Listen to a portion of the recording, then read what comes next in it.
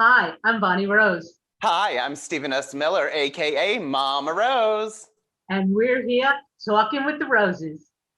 with our guest, Michelle Danner. Welcome to the show, Michelle. Thank you. Thank you for having me. We're very thrilled to have you here with us, Michelle Danner. Welcome and hello, hello, hello. So, you have hallmarks of your career as a filmmaker, an acting coach, a performer, co founder of the Edgemar Center for the Arts with the Los Angeles Acting Conservatory. You come from a showbiz family where your father was a producer and opened up the first William Morris agency in Paris, where you had icons coming for dinner, Sammy Davis Jr., Marlene Dietrich. Um, if you had to spotlight someone who inspired you growing up, who would that be and who still inspires you? Uh, growing up, there's so many to name, but all the French actors. I grew up in Paris, and we did have, some wonderful actors, theater actors, movie actors that would come to the house. My dad, like you said, he opened the very first William Morris agency. And so we had all the artists coming to the house and at the last moment going into the kitchen and finding whatever ingredients they could find to make a huge pot of rice with sangria and then sit at the piano and sing songs and exchange stories about the business. And I was just, I soaked that in really early in my life. And I was, amidst this international group of artists. So, Edith Piaf almost became my godmother, except she was sick that day. Marlene Dietrich, Benny Goodman, Charles Aznavour, Bill Haley. There was just a slew of extraordinary performers. I'm just naming a few that I grew up with.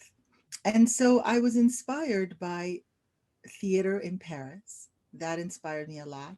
Um, I would have to remember some iconic, French actors. Catherine Deneuve, French actress. Isabella Gianni was very inspirational to me. Um, Annie Girardot, and singers like, you know, Charles Aznavour. So I had a whole European background, and that, really formed me in terms of as I moved on in my adult life. Mhm. So you've studied with Uta Hagen and Stella Adler, learning the Golden Box. You transitioned to directing your debut, How to Get a Date in Queens with Jason Adler, and we are in Queens, so hello. What Jason, would Jason be Alexander, Jason Alexander, and Richard Viteri, that is a writer that resides in Queens, wrote We it. know Richard. Oh, we would love to have him on the show. He's fabulous. We love him. He's So great. tell us, talk. What would be your inspiration to your longevity? I don't know why who gets that chip inserted in them. The chip that says you're driven and you've got to do it no matter what. You've got to create art the way that you breathe. But it seems to me that I have that energy. I have that desire to tell stories. I have the desire to create all the time, to the point where sometimes my head's about to explode because there's just so many ideas and so many things and so much, vision for the future. So I'll tell you that right now, I'm happy to have that chip. I'm grateful to be alive and grateful that I'm able to be creative. Mhm.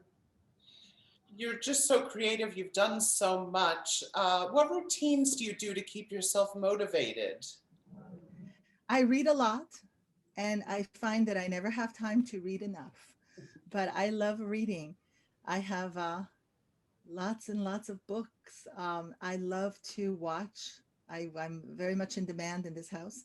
My 11-year-old wants to watch a certain show. My 18-year-old wants to watch another show. My sister, another show. So my dance card is filled every single night. I'm very, very busy watching with different members of my family. And, I motivate myself to just really keep doing a vision board, keep reflecting, keep zeroing in on the things that are really important. We can be busy in life, but not productive.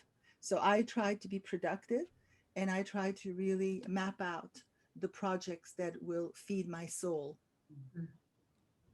That's beautiful. And from Paris, around the world, and all the success that you have had, what advice would you give to someone who's just starting out? Listen, Mm. listen, study, be patient. Mm.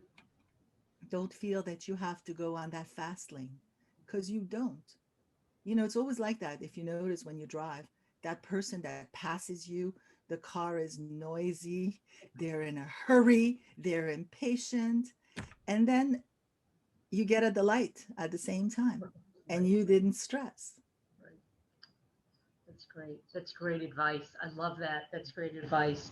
So, Michelle, could you share with us or talk to us about any up and coming projects that you might have? Yes, well, I have this movie behind me, The Runner. It premiered at CineQuest the week before last. This week, it's at the London International Film Festival. And we would be there with bells on, walking the red carpet, except for the fact that we can't. But it's virtual. And we're going to be in person at the end of April in Houston at one of the longest film festivals in the country, the Houston World Fest Film Festival.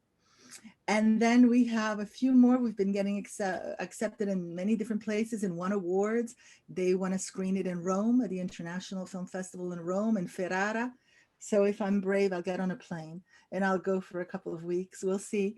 But the movie's experiencing, you know, some buzz, which I'm very excited about. And I'm starting pre-production in another movie called Starstruck, a romantic comedy with a unique angle on it. Very, very funny.